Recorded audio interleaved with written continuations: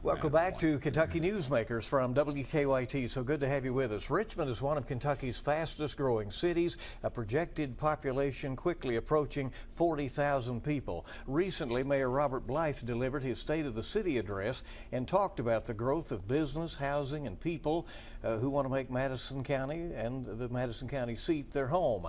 Richmond has a lot of money in the bank, including a contingency fund of over $23 million. EKU also announced last week it is now Kentucky's largest regional university. But with all that growth and opportunities, there of course are challenges. Traffic congestion is a frequent topic in town. Mayor Robert Blythe is joining us right now. Welcome. It's always good to see you. And it's always likewise good to see you, Bill. You did give a really upbeat assessment of Richmond in your State of the City address. You said more revenue is coming in than you expected, and the city is spending less than anticipated. How is that happening? Continual growth. For one thing, as we continue with our building, our construction, those taxable properties, and then we've been able to come in under budget on several of the projects that we're working on, capital projects. So it just happened that way, and this is not the first year that we've been able to celebrate that. Now there was some one-time money that came in, right? That some of the COVID funds. That's right, and what we spent considerably over the past many months was the ARPA funds. Of course, that came to an end December 31. We did make some commitments that was required by the program. Some commitments such as a fire truck, which could not be delivered in less than 18 months. So we had to commit those funds, nevertheless, before December 31. Is there a secret sauce to Richmond's growth? You know, there have to be a lot of other cities that look and see, well, what's happening there? Because so many people are coming to town.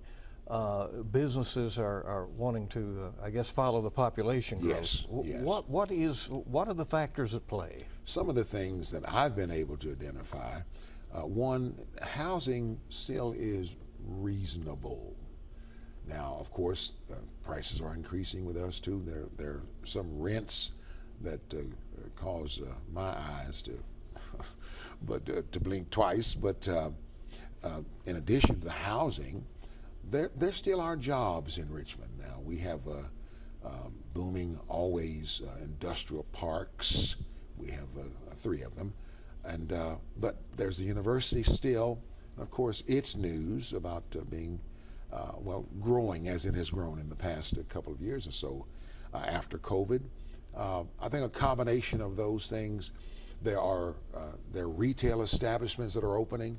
Just cut the ribbon on 2 weeks ago, and that's exciting for me. The people, I'm certain, don't come without doing some research, doing some homework, and then deciding to locate in Richmond. Additional banks in Richmond. I say all the time, a bank is not going to locate without knowing it's going to make some money. And a couple of the new banks, the newest, they want mortgage money. They're not looking so much for those demand deposit accounts.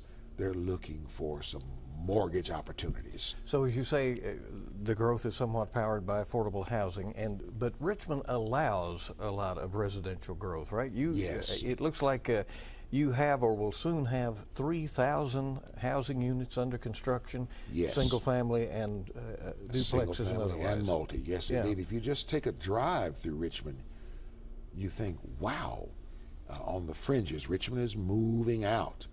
There isn't a great deal of housing growth inside the downtown, so to speak, area.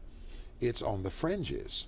We've not done any annexations lately, but there was enough already existing zonage, I'll say, to allow folks to do some of these projects that they're doing now. With that come the challenges, and traffic is one of those. Yes, and I'm certain that while people will talk to you about lots of positive things, that is one of the things that you do here as a conversation. It really is. And I tell folks when I go to some meetings and I'm running 30 seconds late, and well, I would like to say because of traffic. It's actually because I left late, right. But so I won't blame anybody else. It's a good excuse. It's a good excuse. So when I go into the meeting, I always start off with something humorous like, somebody needs to call the mayor about this traffic. Well, but it's a sign. There was a time, and I believe I mentioned this to you when I was last with you. There was a time when Friday afternoon was the time you didn't want to be on the bypass. Now it's every day, and the traffic is just, I think, an indicator. Folks hitting the Estill and Powell who come around Richmond to go there. And yet, as we said, you approve these building projects. Yes, so indeed. What, is there a plan to try to, in some way, make those roads better, less congested? Yes, indeed. Just this comment. Usually when someone comes to object to protest a proposed project, housing project, development, one of the major objections is the traffic, the anticipated traffic. Now, Transportation Cabinet and the City of Richmond have been working over the past 3-4 years on trying to alleviate some of the anticipated traffic.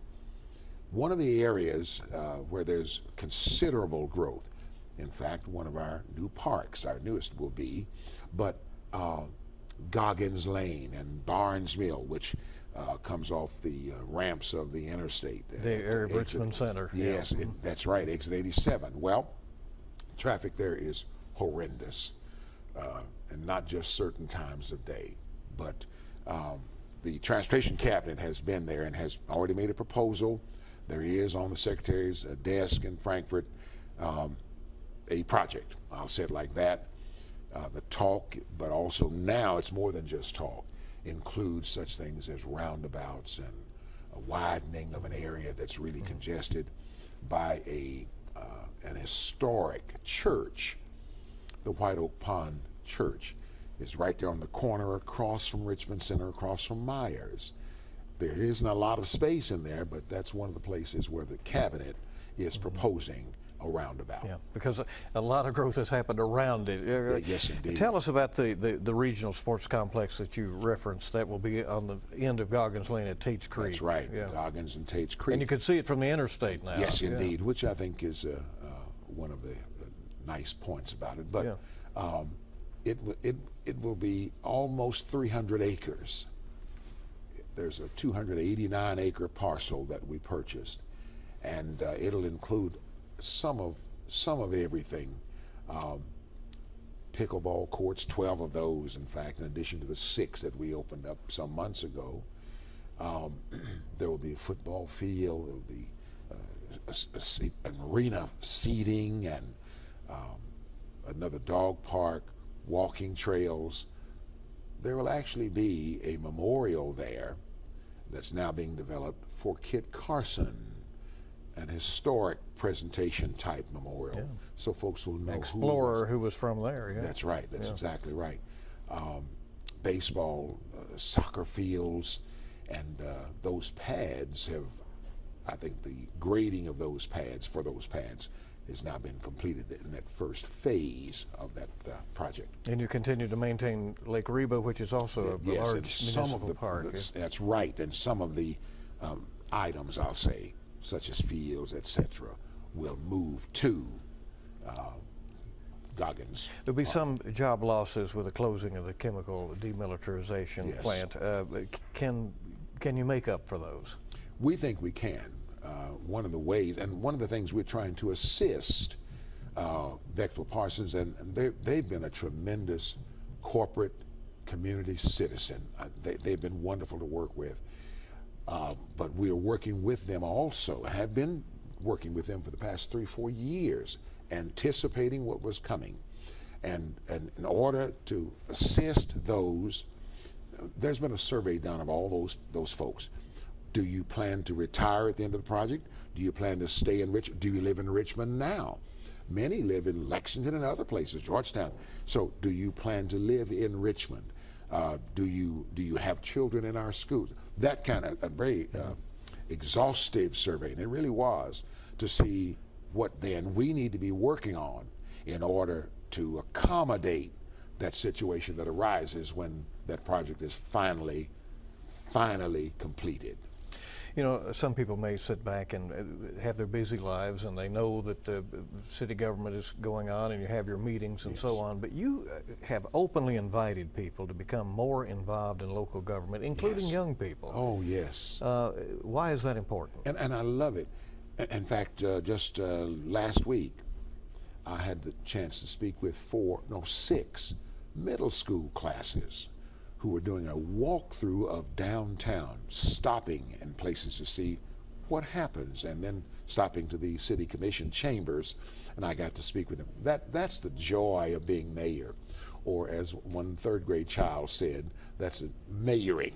I get to do some mayoring, but I want them, Bill, and I'm glad you asked this, I want them not to see what I do or what our commission does or what any other elected official does as the connotative politics.